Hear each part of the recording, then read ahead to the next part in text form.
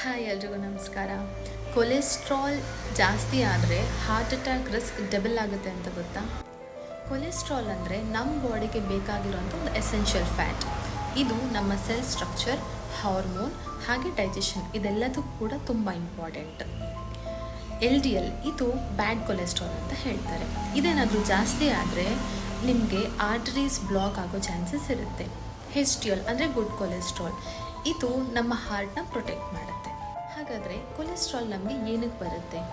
Unhealthy food ಅಂದರೆ deep fried ಆಗಿರುವಂತಹ food, junk ಆಗಿರ್ಬೋದು, ಮೈದಾ ಆಗಿರ್ಬೋದು, ಅಥವಾ ರೆಡ್ ಮೀಟ್ನ ಜಾಸ್ತಿಯಾಗಿ ತಿನ್ನೋವಂಥದ್ದಾಗಿರ್ಬೋದು. ಇದರಿಂದ LDL ಲೆವೆಲ್ ಹೆಚ್ಚಾಗುತ್ತೆ. ನೆಕ್ಸ್ಟ್ ಬಂದು ಸೆಡೆಂಟರಿ ಲೈಫ್ ಸ್ಟೈಲ್ ಅಂದರೆ ಏನು ಎಕ್ಸಸೈಸ್ ಇರೋದಿಲ್ಲ, ಸುಮ್ಮನೆ ಕೂತ್ಕೊಂಡು ಕೆಲಸ ಮಾಡೋದು. ಇದರಿಂದ ನಿಮಗೆ ಕೊಲೆಸ್ಟ್ರಾಲ್ ಡೆಪಾಸಿಟ್ ಆಗುತ್ತೆ ಬಾಡಿ.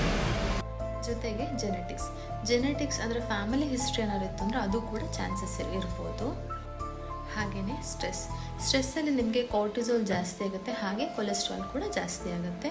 ಇನ್ನೊಂದು ಮೇಯ್ನ್ ಏನಂದರೆ ಪುವರ್ ಡೈಜೆಷನ್ ಸರಿಯಾಗಿ ಆಗಿಲ್ಲ ಅಂದರೆ ಕೂಡ ಕೊಲೆಸ್ಟ್ರಾಲ್ ಡೆಪಾಸಿಟ್ ಆಗುತ್ತೆ. ಕೊಲೆಸ್ಟ್ರಾಲ್ ಅಂದರೆ ಒಂದು ದೊಡ್ಡ ಎನಿಮಿ ಅಂತ ಅನಿಸುತ್ತೆ ಎಲ್ರಿಗೂ. ಆದರೆ ಕೊಲೆಸ್ಟ್ರಾಲ್ ನಮ್ಮ ಬಾಡಿಗೆ ಬೇಕೇ ಬೇಕು. ನಮಗೆ ಪ್ರಾಬ್ಲಮ್ ಆಗೋದು ಎಲ್ಲಿ ಅಂತಂದರೆ ಬ್ಯಾಡ್ ಕೊಲೆಸ್ಟ್ರಾಲ್ ಅಂದರೆ LDL.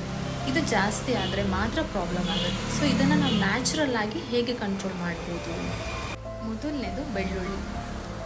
ಡೈಲಿ ಬೆಳಗ್ಗೆ ಖಾಲಿ ಹೊಟ್ಟೆಯಲ್ಲಿ ಒಂದು ಬೆಳ್ಳುಳ್ಳಿನ ತೊಗೊಳ್ಬೇಕು. ಇದಾಗಿಲ್ಲ ಅಂದರೆ ಆ ಬೆಳ್ಳುಳ್ಳಿನ ಕ್ರಷ್ ಮಾಡಿ ಅದನ್ನು ಬೆಚ್ಚಗಿರೋ ನೀರಲ್ಲಿ ಕೂಡ ತೊಗೊಳ್ಬೋದು. ಇದರಿಂದ ನಿಮಗೆ ಮೇಯ್ನಾಗಿ ಹಾರ್ಟ್ ಹೆಲ್ತ್ ಕೂಡ ಚೆನ್ನಾಗಾಗುತ್ತೆ. ಜೊತೆಗೆ LDL ಲೆವೆಲ್ ಕೂಡ ಲೋ ಆಗ್ತಾ ಬರುತ್ತೆ. ಮೆಂತ್ಯನ ನೀವು 1 ಟೇಬಲ್ ಸ್ಪೂನ್ ಮೆಂತ್ಯನ ರಾತ್ರಿ ನೆನೆಸಿಟ್ಬಿಟ್ಟು ಅದನ್ನು ನೆಕ್ಸ್ಟ್ ಡೇ ಚ್ಯೂ ಮಾಡ್ಬೋದು. ಇಲ್ಲ ಅಂದರೆ ಆ ನೀರನ್ನು ಕೂಡ ಕುಡಿಬೋದು. ಸೊ ಮೆಂತ್ಯ ಕೂಡ ನಿಮಗೆ ಫ್ಯಾಟ್ ಅಕ್ಯುಮುಲೇಷನ್ನ ಪ್ರಿವೆಂಟ್ ಮಾಡುತ್ತೆ. ಜೊತೆಗೆ ನೀವು ಹರ್ಬಲ್ ಟೀಸ್ನ ಯೂಸ್ ಮಾಡ್ಬೋದು. ಅಂದರೆ ಗ್ರೀನ್ ಟೀ ಆಗಿರ್ಬೋದು, ಸಿನಮನ್ ಟೀ ಆಗಿರ್ಬೋದು, ಇದನ್ನೆಲ್ಲ ಯೂಸ್ ಮಾಡ್ಬೋದು.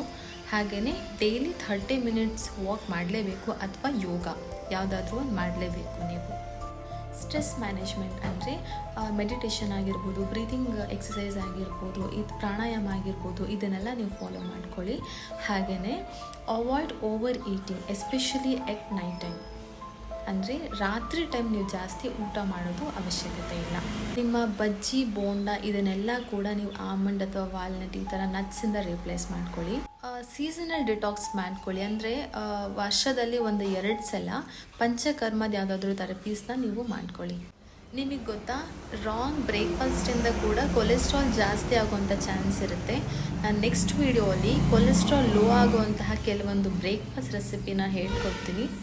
ಅಲ್ಲಿವರೆಗೆ ಸ್ಟೇ ಟ್ಯೂನ್ಡ್.